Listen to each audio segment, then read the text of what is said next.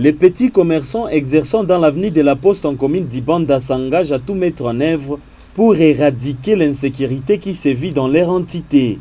Ils l'ont déclaré le 1er mars 2018 au cours d'un conseil de sécurité tenu à l'hôtel Boulungu. Pour ces opérateurs économiques, ils appliquent les principes « la sécurité est une affaire de tous ». Pour eux, il est temps de conjuguer les efforts ensemble dans les soucis de valoriser l'opération Tujikinge lancée par le gouverneur de province Claude Nyamugabo. Nous sommes en joie. D'abord, nous félicitons le chef d'avenue de la Poste Emmanuel qui nous a appelés ici aujourd'hui pour participer aux réunions qui s'articulent plusieurs sujets, surtout les cas de vol et de tracasseries dans l'avenue de la Poste. À ce moment-là, je l'encourage en tout cas beaucoup à 100%. C'est un intelligent, c'est un monsieur qui a des initiatives. Il avait toujours passé dans les campagnes de gouverneur, il a dit Tujikinge. Tujikinge, tout dénoncer, tout tchunge malié, tout. C'est ce qu'on dit à Swahili comme ça, oui. En tout cas, j'encourage les chefs, j'encourage les commerçants qui ont pris part dans cet échange-là, qui ont accepté, qui vont contribuer quelque chose après pour notre sécurité, de dénoncer. Chacun doit apporter sa contribution, soit en dénonçant, soit en encourageant les agents, les gardiens, tout ça. De son côté, le chef d'avenue de la Poste, il était impérieux de réunir tous ces cadres pour discuter ensemble les stratégies pour juguler cette insécurité. Organiser cette réunion qui concernait les opérateurs économiques et qui fait leurs activités dès la place de l'Indépendance jusqu'au marché Feu Rouge. Nous trouvons ici à l'hôtel ex-Boulungu. Je les ai appelés suite à l'insécurité et recrudescence qui se voit aujourd'hui dans l'avenue de la Poste. Et nous avons discuté comment on peut juguler cette insécurité. Nous nous sommes arrêtés à demander les autorités de nous doter une police pour sécuriser nos magasins. Le sentiment est positif. Le message à eux est de leur demander de dénoncer les nouvelles figures qui viennent dans le quartier, dans l'avenue, dans le magasin. Et surtout, j'ai trouvé parmi eux qu'il y a des étrangers. Environ 19 présumés malfrats appréhendés, bilan d'une fouille systématique menée à Karanda, non loin de l'hôpital général qui porte le même nom à Kavumu. Selon la société civile qui nous livre cette information, les agents de l'ordre ont mené une opération pour arrêter un gérant d'une buvette appelé Kamalondo à Kavumu, Karanda, avant de procéder à l'arrest considéré comme semeur de troubles à Karanda. Selon toujours la même source, il y avait échange de tirs aux environs de 1h jusqu'à 3h du matin. La situation est redevenue calme aux environs de 4h du matin après que les forces de l'ordre aient maîtrisé ces 19 présumés auteurs d'insécurité à Kavumu. En train de réfléchir sur la gouvernance sécuritaire au niveau des entités territoriales décentralisées, que sont la mairie, pour rappel, communes et les collectivités. Et moi personnellement, j'ai pensé que pour que cette gouvernance soit effective et de qualité, j'ai pensé qu'il faut quitter les régimes de gratuité à ce qui concerne les chefs des villages, les chefs des quartiers, les chefs des avenues qui jusque-là ne sont pas payés ou travaillent bénévolement pour que l'on trouve un régime où ils seront quand même rétribués, payés. Et moi, j'ai fait allusion à l'actuelle loi sur la fonction publique qui donne une ouverture pour les régimes contractuels en ce qui concerne certains fonctionnaires d'effet ou d'occasion.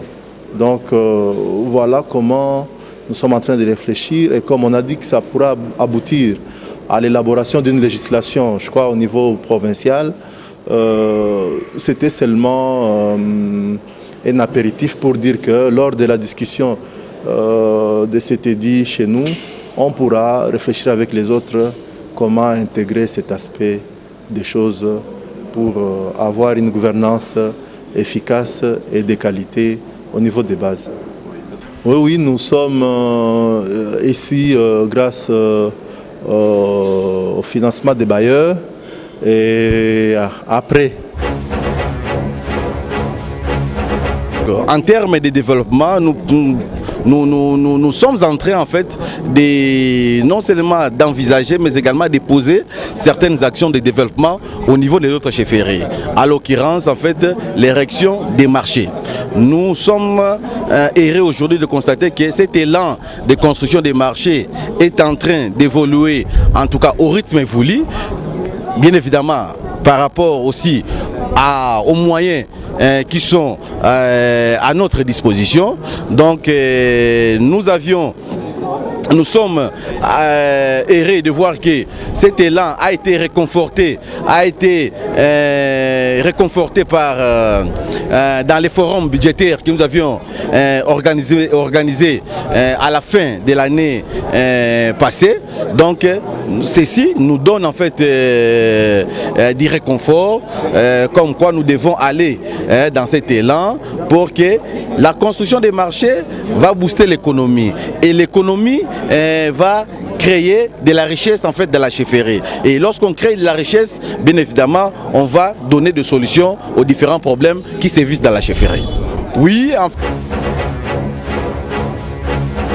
La synergie des syndicats des enseignants du site Kivu monte au créneau et dénonce ce qu'elle qualifie de hausse de frais scolaires en province. Cette synergie l'a fait savoir dans une correspondance adressée à l'autorité et dont copie nous est parvenue. Dans cette correspondance conjointement signée par Jacques Chirimwami du Cinécat et Roger Matabaro du Sieko, ces syndicalistes dénoncent la majoration de frais de 16 000 à 30 000 francs pour la section technique prise comme échantillon. Les derniers s'inquiètent de constater que certains élèves sont obligés d'abandonner les études, surtout dans les territoires, car incapables de réunir ces montants. Dans leur déclaration, ils citent les cas de certains élèves obligés de payer d'un coup 7 200 francs comme frais scolaires, chose qui n'est pas possible. Le Cinécat et Sieko recommande en outre l'ouverture d'un audit pour savoir à quoi ces frais ont servi d'une part et d'autre part de revoir en baisse pour l'année prochaine, afin de permettre aux parents de scolariser leurs enfants. Le vice-président de la Commission électorale nationale indépendante, Norbert Bassengezi Katintima, a réceptionné ce mercredi 28 février 2018 à l'aéroport international d'Ndjili 200 nouvelles machines à voter. Selon la centrale électorale, ce deuxième lot permettra d'appuyer davantage le programme national de sensibilisation des électeurs. Le président de la Commission électorale nationale indépendante CENI, Corneille Nangaa, a rappelé le lundi 12 février 2018 au Conseil de sécurité de l'ONU à New York que plus de 46 millions d'électeurs avaient été recensés pour les élections couplées en décembre 2018. Avec plus de 45 millions d'électeurs, les trois scrutins combinés le même jour imposent l'implantation de 23 000 centres de vote éclatés à environ 90 000 bureaux de vote et de dépouillement, a-t-il précisé. À l'en croire, l'option prise de recourir à la machine à voter permet de réduire le poids de l'ensemble des matériels à déployer de 16 000 tonnes à moins de 8 000 tonnes. Et grâce au recours à la machine à voter, le coût de scrutin a pu être réduit de 554 millions de dollars à environ 432 millions, a-t-il encore fait valoir. Rappelons que le premier lot a été réceptionné le mardi 9 janvier 2018.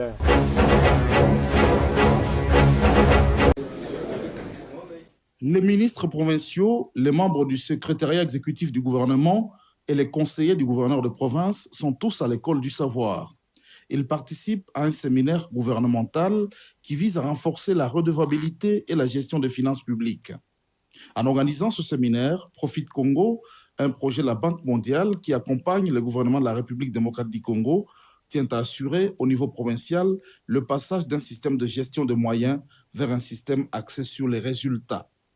L'organisateur veut ainsi renforcer la fonction de contrôle externe, la maximisation et la mobilisation des recettes, ainsi que la modernisation de la chaîne de la dépense au niveau du gouvernement provincial. Le gouverneur du Sud Kivu, Maître Claude Nyamugabo, a ouvert le séminaire dont il attend par ailleurs beaucoup.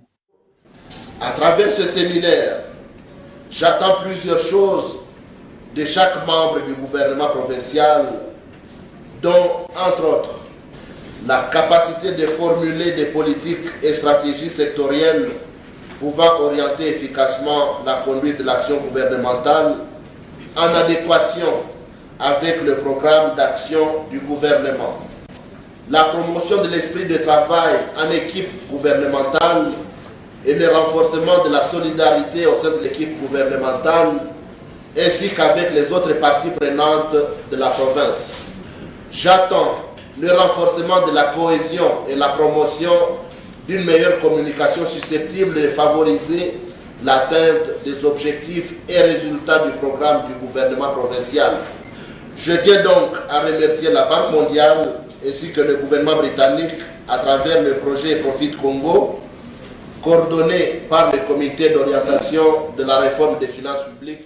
En vue d'assurer un appui technique et financier aux réformes des finances publiques, c'est le gouvernement de la République démocratique du Congo qui avait sollicité et obtenu de l'Association pour le développement international un accompagnement pour assurer ces réformes voulues que facilitent